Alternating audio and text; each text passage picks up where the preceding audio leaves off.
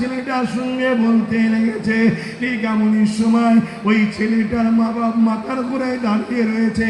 ওই ছেলেটার বাপ বড় আলেম, সে দাঁড়িয়ে দাঁড়িয়ে শোনে। শুনতে শুনতে সেই ছেলেটার বাপ বলতে লেগেছে, বাবা ছেলে রে, তুমি কি 7 বছর থেকে ইনাকে চিনতে এখনো পারো না? আমি বুঝতে পেরে গেছি এই আখেরি নবী, নূর নবী। বাবা ছেলে দেরি করো না, সঙ্গে সঙ্গে তুই পড়ে লাও।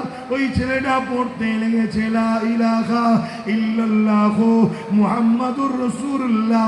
এই কালেমা যখনই পড়ে নিল, ওই যুবকটা ইন্তেকাল হয়ে যায়। ইন্না লিল্লাহি ওয়া ইন্না ইলাইহি রাজিউন। আল্লাহ নবী সাহাবাদিগকে বলতে লাগলেন, এ বাবা সাহাবারা, এই ছেলেটার গোসলের ব্যবস্থা করো, আমি রাসূলুল্লাহ এই ছেলেটার জানাজা নিজে পড়ব।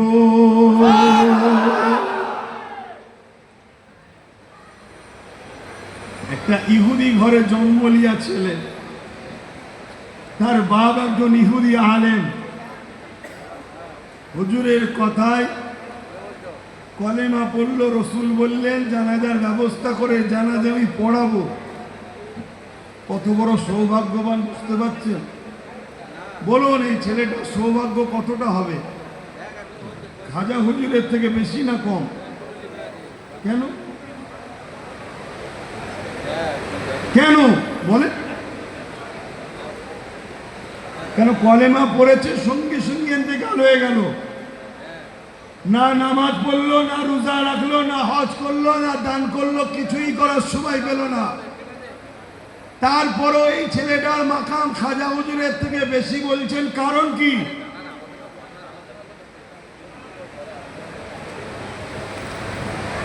গৌস পাকের থেকে বেশি হবে না কম হবে? এটা আওয়াজ দেন, বেশি না কম?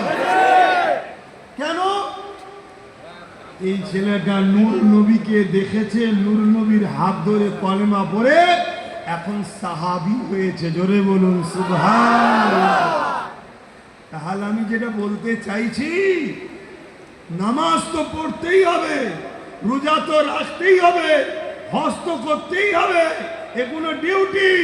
কিন্তু মাকাম বাড়াই হুজুরের ছোঁয়া, হুজুরের মহব্বত, হুজুরের আদব। হুজুর যার দিলে আছে তার মাকাম আল্লাহ বাড়িয়ে দেয়। জোরে বলুন সুবহানাল্লাহ। আপনাদের কাছে এই একটাই মেসেজ দিয়ে গেলাম, তামিলনাড়ুতে থাকা, কোয়েম্বাটুরে থাকা আমার প্রত্যেকটা যুব সমাজ ভাইদেরকে বলে গেলাম, কষ্ট করে পরিবার বাচ্চা অনেকে নিয়ে এসেছেন, অনেকের অর্থ নিয়ে আনতে পারেননি। মা বাপ ছেলে, পরিবার ছেলে বড় কষ্ট করে রয়েছেন, কাজ কামের মধ্যে রয়েছেন। হয়তো ধর্মকে যেভাবে পালন করতে হয় সেভাবে পালন কমপ্লিট করতে পারছেন না।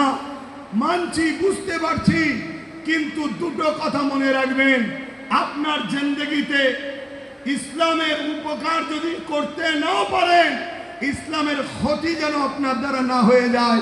দিনের কাজ বেশি করতে পারছেন না মানলাম, কিন্তু দিন বিরোধী কাজ যেন না হয়ে যায়। দ্বিতীয় নম্বর কথা, যেখানেই থাকেন না কেন এই দিলটা যেন সব থেকে বেশি মহব্বত ও আদব ভালোবাসায় হুজুর যেন আপনার অন্তরে থাকে। জোরে বলুন সুবহানাল্লাহ, আরো চিৎকার দিয়ে বলুন সুবহানাল্লাহ।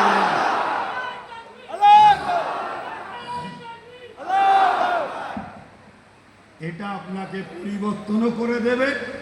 এই হুজুরের মহব্বত আপনাকে